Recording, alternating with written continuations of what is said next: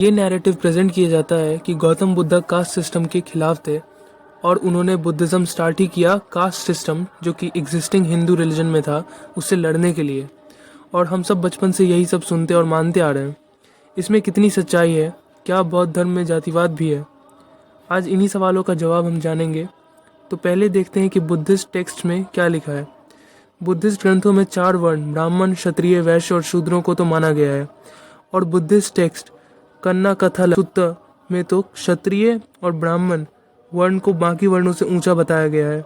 और ये भी लिखा है कि इनके लास्ट 2 वर्ण को ऊपर के 2 वर्ण का रिस्पेक्ट करना चाहिए, यानी वैश्य और शूद्रों को ब्राह्मण और क्षत्रिय का रिस्पेक्ट करना चाहिए। One of the most important Buddhist text Vinaya Pitaka के चैप्टर 4 वर्स 6 में हीन जाति यानी लोअर कास्ट्स का पूरा लिस्ट दिया हुआ है। इसके हिसाब से चंडाल, वेन, निषाद, पुक्कुस, रथकार ये हीन जाति है। और अगर किसी बुद्धिस्ट मंक को कोई ऐसा बोल दे कि तुम चंडाल या निषाद जाति में पैदा हुए हो तो वो एक गाली के बराबर होगा और इसके लिए प्रायश्चित करना होगा। सिमिलरली बौद्ध टेक्स्ट अंगुत्तर निकाय में चंडाल, वेन, निषाद, रथकार एक्सेट्रा को नीच कुल यानी लो कास्ट बोला गया है। बुद्धा बताते हैं कि एक सच्चा ब्राह्मण 7 जनरेशन प्योर होना चाहिए। और बुद्धा 5 तरह के ब्राह्मण के बारे में बताते हैं, जैसे ब्रह्मा के जैसा ब्राह्मण, देवता के जैसा ब्राह्मण और लास्ट कैटेगरी यानी सबसे लोएस्ट है चंडाल के जैसा ब्राह्मण। बुद्धा के हिसाब से जो ब्राह्मण अपनी जाति से बाहर यानी क्षत्रिय, वैश्य, शूद्र, चंडाल या निषाद से शादी करता है वो चंडाल के जैसा ब्राह्मण होगा। बुद्धा अंगुत्तर निकाय में भी ब्राह्मण को बहुत क्रिटिसाइज करते हैं दूसरे कास्ट में शादी करने के कारण, और इसीलिए इम्प्योर भी कहते हैं। अंगुत्तर निकाय 5.191 में बुद्धा डॉग्स को ब्राह्मण से बेटर बोलते हैं क्योंकि उनका कहना है कि डॉग्स अपने में ही मेट करते हैं, मगर बुद्धा के टाइम पे ब्राह्मण दूसरी जाति में शादी करने लगे थे। सिमिलरली बुद्धा दीघ निकाय में क्लियरली कहते हैं कि क्षत्रिय ब्राह्मण से सुपीरियर होता है क्योंकि क्षत्रिय 7 जनरेशन प्योर है। संयुक्त निकाय पाली तमो ज्योति परायण पुग्गल के कौशल संयुक्त तृतीय वग पुग्गल सुत तमोतम परायण पुग्गल में बुद्धा क्लियरली कहते हैं कि चंडाल, निषाद एक्सेट्रा जाति के लोग कुरूप यानी बदसूरत होते हैं और लंबाई में बौने होते हैं, और इन जातियों को रक्त मिश्रित मल से कंपेयर किया है। बौद्ध धर्म में सबसे बड़ा स्थान होता है बोधिसत्व का। बोधिसत्व उस इंसान को बोलते हैं जिसमें बुद्धा बनने की काबिलियत हो, यानी कि सिर्फ बोधिसत्व ही खुद बुद्धा बन सकता है। गौतम बुद्ध कहते हैं कि बोधिसत्व का जन्म कभी किसी छोटी जाति में नहीं होता जैसे कि रथकार जाति, निषाद जाति, मगर सिर्फ ब्राह्मण या क्षत्रिय जाति में होता है। बुद्धिज्म में ऐसा माना गया है कि अभी तक 28 बुद्ध का जन्म हुआ है और गौतम बुद्ध 28वें बुद्ध थे। इन 28 बुद्ध में 10 ब्राह्मण जाति में जन्म लिए और 18 क्षत्रिय जाति में। जो 29वां बुद्ध होगा उसे मैत्रेय बुद्ध कहा जाएगा और वो ब्राह्मण परिवार में पैदा लेगा। इन चीज़ों से हमें ये पता चलता है कि बुद्ध भी ऐसा मानते थे कि कुछ जातियाँ जन्म से ही ऊंची और कुछ जातियाँ जन्म से ही नीची होती है। उन्हें चंडाल, निषाद, रथकार जैसी जातियों से तो कुछ ज़्यादा ही प्रॉब्लम था। और साथ में बुद्ध अंतर जाति विवाह यानी अपनी कास्ट के बाहर शादी करने के भी खिलाफ थे। बात कर लेते हैं कुछ फेमस हिस्टोरिकल बुद्धिस्ट किंग्स का। तो इसमें सबसे पहले नाम तो आता है अशोका का, क्योंकि दुनिया में सबसे ज़्यादा बुद्धिज़्म को प्रोपेगेट और एक्सपोर्ट अशोक ने ही किया है।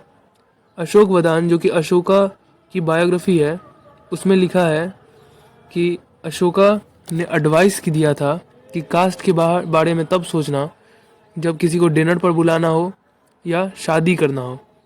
कास्ट का ध्यान उस समय रखना चाहिए, मगर अगर धम्म के बारे में बताना हो तो उसमें कास्ट ध्यान नहीं रखना चाहिए। तो इसका मतलब ये हुआ कि अशोक के हिसाब से जब बुद्धिज़्म का प्रचार करना हो तो जाति ध्यान में मत रखो, मगर किसी के साथ बैठ के खाना हो या शादी करनी हो तो जाति ध्यान में रखने में कोई समस्या नहीं है। इसी तरह भारत का पहला विदेशी राजा जिसने बौद्ध धर्म अपनाया था उसका नाम था मियांडर। बुद्धिस्ट सोर्सेज में उसको मिलिंद कहा गया है।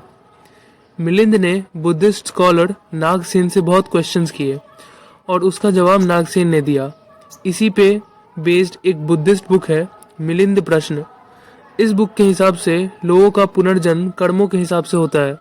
जैसे बहुत पुण्य करने वाले लोग ऊंचे कुल जैसे ब्राह्मण, क्षत्रिय एक्सेट्रा में जन्म होते हैं।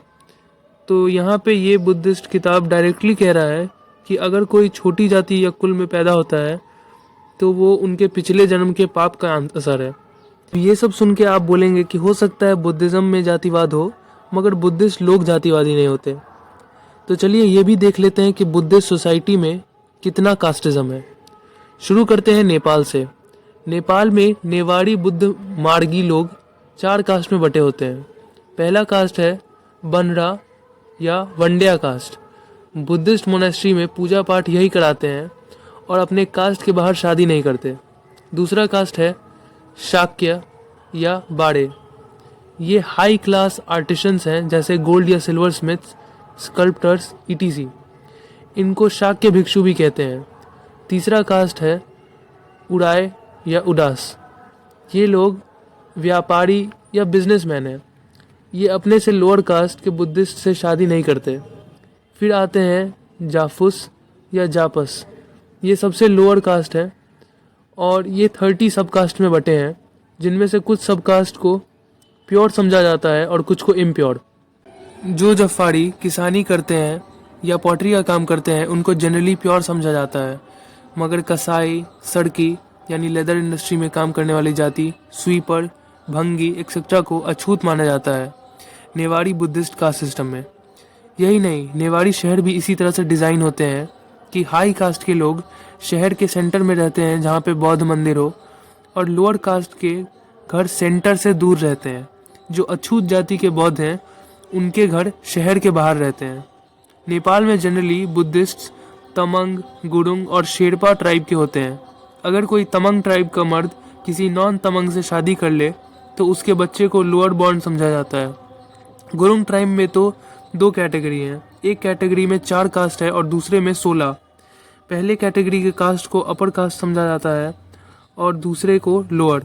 शेरपा ट्राइब में 2 ग्रुप्स होते हैं, खाडेऊ यानी माउथ गुड और खामेंदू यानी माउथ बैड। खामेंदू लोगों को जनरली अनटचेबल या अछूत जैसा ट्रीट किया जाता है। लद्दाख भारत में तिब्बतन बुद्धिज़्म का सेंटर है। लद्दाख के ऑलमोस्ट 45% लोग शिया हैं और 45% लोग बुद्धिस्ट हैं। लद्दाख के बुद्धिस्ट का 2 मेजर ग्रुप है, लद्दाखी या भोटो और डोलबा। लद्दाखी या भोटो लोग जनरली खेती और पशुपालन करते हैं, वहीं डोलबा लोग में गाड़ा कास्ट होता है जो जनरली ब्लैक स्मिथ्स होते हैं। मॉन कास्ट होता है जो कि म्यूजिशियन या डांसर्स होते हैं। डोलबा में एक और कास्ट होता है बेडा, जो कि डांसर्स, म्यूजिशियंस और एंटरटेनर्स होते हैं। वैसे तो पूरे डोलबा ग्रुप को ही भोटोस से लोअर समझा जाता है, मगर उनमें भी मोन्स और बेडास को तो बहुत बुरी तरह से ट्रीट किया जाता है। इन ग्रुप्स में कास्ट के बाहर शादी करना गलत माना जाता है, और यहाँ तक कि अगर कोई भोज भी होता है तो उसमें लोग अपनी कास्ट के हिसाब से बैठते हैं। सबसे आगे लद्दाखी बैठते हैं, उसके बाद गाड़ा, फिर मोन और लास्ट में बेडा लोग बैठते हैं। गाड़ा लोगों को लद्दाखी से छोटे टेबल पे खाना मिलता है और मौन और बेडा कास्ट के लोगों को खाना टेबल में नहीं बल्कि हाथ पे या उस बर्तन में मिलता है जो कि वो अपने घर से खुद लाए हैं। एक और कास्ट है ड्रॉगपा या बुद्धिस्ट डार्ड, जिनको लोअर कास्ट समझा जाता है। तिब्बतन लद्दाखी ड्रोगपा वर्ड को गाली के जैसा यूज़ करते हैं। सिमिलरली म्यांमार में भी जो बुद्धिस्ट पगोडा को क्लीन करते हैं उन लोगों को बाकी बुद्धिस्ट अनक्लीन समझते हैं। इन लोगों को पागोडा स्लेव्स बोला जाता है और इनसे बाकी बुद्धिस्ट कम्युनिटी दूरी बनाए रखते हैं। इनको ऑलमोस्ट एक अनटचेबल के जैसा ट्रीट किया जाता है।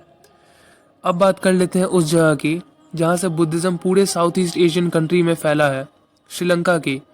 मिडीवल श्रीलंका में 3 मेजर कास्ट ग्रुप्स थे, कुलीन और उत्थक वर्ग। इसमें हाई क्लास फैमिलीज जैसे लैंड ओनर्स, गोईगामा कास्ट या वेल्लालया कास्ट या वॉरियर कास्ट के लोग आते थे।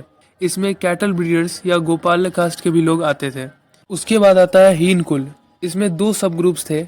एक ग्रुप था सिप्पिका, जिसमें weavers, oil pressers, potters, blacksmiths ETC आते थे, और दूसरा पेस्सिका, जिसमें बार्बर्स, धोबी, वर्कमैन और बाद बाकी लेबरर्स आते थे। सबसे नीचे था चंडाल। इनको आज श्रीलंका में रोडिया बोला जाता है। ये जनरली वैसे काम करते थे जिनको बुद्धिज्म में गलत माना गया है, जैसे हंटिंग, फिशिंग या एनिमल स्लॉटर। ये सारे कास्ट ग्रुप्स अपने कास्ट में ही शादी करते थे और कास्ट के बाहर शादी करना गलत माना जाता था। आज भी श्रीलंका में लोग बुद्धिस्ट पगोडा के बाहर साफ सफाई जो करते हैं, झाड़ू लगाते हैं, उनसे बाद बाकी कम्युनिटीज़ दूरी बनाए रखते हैं। और अगर कोई दूसरे कास्ट का उनसे शादी कर ले तो उनके बच्चों को भी इसी तरह से ट्रीट किया जाता है। आज भी श्रीलंका में बुद्धिस्ट टेम्पल या पगोडा का जो मेन प्रीस्ट होता है वो हमेशा गोईगामा कास्ट का ही होता है। तो मैं आपको और भी सारे बुद्धिस्ट कंट्रीज़ के एग्जांपल दे सकता हूँ जहाँ पे एक प्रॉपर कास्ट सिस्टम फॉलो होता था या होता आ रहा है, मगर ये वीडियो बहुत लंबा हो जाएगा, तो मैं आपको छोटे छोटे एग्जांपल्स दे देता हूँ कुछ। तो जैसे तिब्बत में नांगजान लोग हाउस होल्ड सर्वेंट्स थे और उनको बहुत लोअर कास्ट की तरह ट्रीट किया जाता था। और वहीं पे एक जो रंगयापा कास्ट के लोग थे उनको तो अछूत समझा जाता था, उनके देह में कोई सट्टा नहीं था। एक और एग्जांपल है जापान का बुराक्यूमिन लोग। ये एक अनटचेबल यानी अछूत कास्ट थी जापानीज़ कास्ट सिस्टम में।